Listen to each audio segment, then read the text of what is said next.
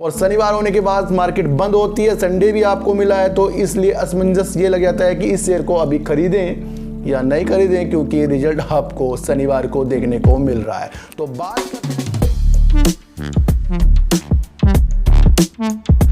नमस्कार, मैं स्वागत करता हूं आपका अपने ही चैनल में जिसका नाम है डीप सर्च 6। और आज बात करते हैं सर शुगर सेक्टर की, और बात करेंगे सर यस बैंक की। और उससे पहले मैं आपको बता दूं कि दिल्ली में कोरोना के केस बढ़ते जा रहे हैं। बुधवार के दिन 1009 केस आ गए हैं नए, जिसकी वजह से दिल्ली सरकार ने सर मास्क लगाना अनिवार्य कर दिया है। अगर जो मास्क नहीं लगाएगा उसे 500 रुपये का जुर्माना दिल्ली सरकार को देना पड़ेगा। तो इसलिए मास्क का यूज करें। और कोरोना का केस जैसे बढ़ते जा रहे हैं और उसका इफेक्ट आपको मार्केट में भी देखने को मिल सकता है, क्योंकि राजधानी से ये खबर एक निगेटिव है जो आपको देखने को मिल रही है। तो बात करते हैं सर यस बैंक की। और यस बैंक की बात इसलिए करेंगे क्योंकि इनका जो रिजल्ट आने वाला है इसकी डेट इन्होंने बता दी है, यानी कि 30 अप्रैल 2022 को इनका रिजल्ट आने वाला है।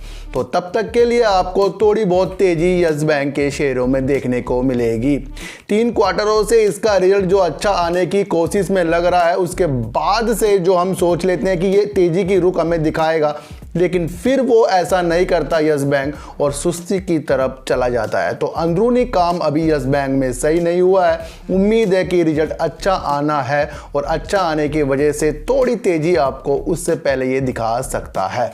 तो सर एक जो खबर निकल कर आ रही थी कि निप्पॉन इंडिया जो म्यूचुअल फंड है वो यस बैंक में और ज़्यादा निवेश करने का एक मन बना रहा था, लेकिन AT1 बॉन्ड के अनुसार निप्पॉन इंडिया अपना निवेश बढ़ाने के लिए यस बैंक में सोच रहा था। लेकिन कुछ गाइडलाइंस यानी कि RBI के द्वारा कुछ तथ्य बताए गए थे, तो जिसकी वजह से अब निप्पॉन इंडिया सोच रहा है कि वो निवेश करे या ना करे। तो कहीं ना कहीं एक निगेटिव न्यूज़ निकल कर यस बैंक के लिए आ रही है। अगर निप्पॉन इंडिया ने इसके अंदर अपना निवेश बढ़ाया तो आपको इसके अंदर तेज़ी देखने को मिलेगी। तो इंतजार करिए सर 30 अप्रैल का। और 30 अप्रैल में आ रहा है रिजल्ट और शनिवार है उस दिन, और शनिवार होने के बाद मार्केट बंद होती है, संडे भी आपको मिला है, तो इसलिए असमंजस ये लग जाता है कि इस शेयर को अभी खरीदें या नहीं खरीदें, क्योंकि रिजल्ट आपको शनिवार को देखने को मिल रहा है। तो बात करते हैं सर शुगर सेक्टर की। और शुगर सेक्टर में हम बात इसलिए करेंगे क्योंकि एथेनॉल की जो डिमांड है ना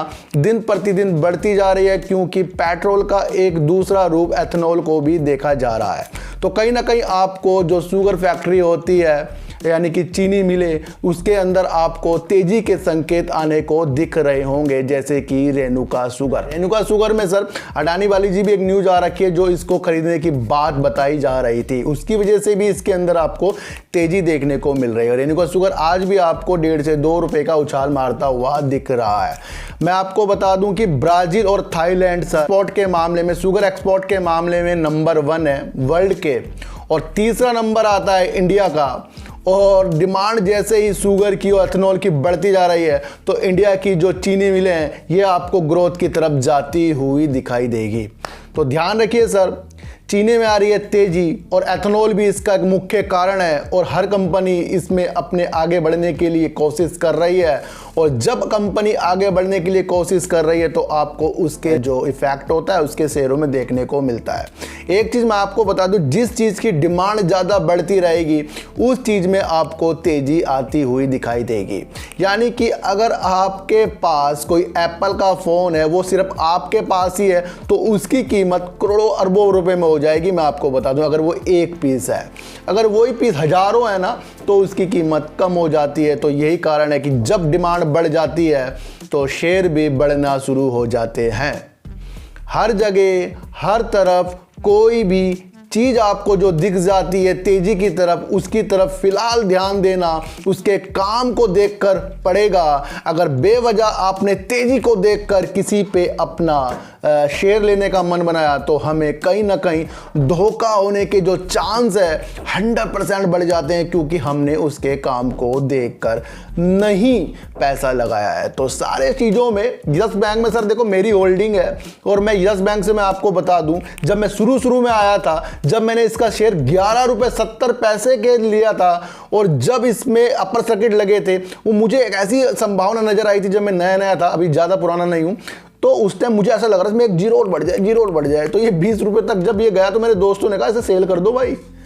अगर मैं उनकी बात मान लेता सर अच्छा प्रॉफिट होता, लेकिन फिर भी हमने इसको नीचे जाकर थोड़ा सा सेल किया था।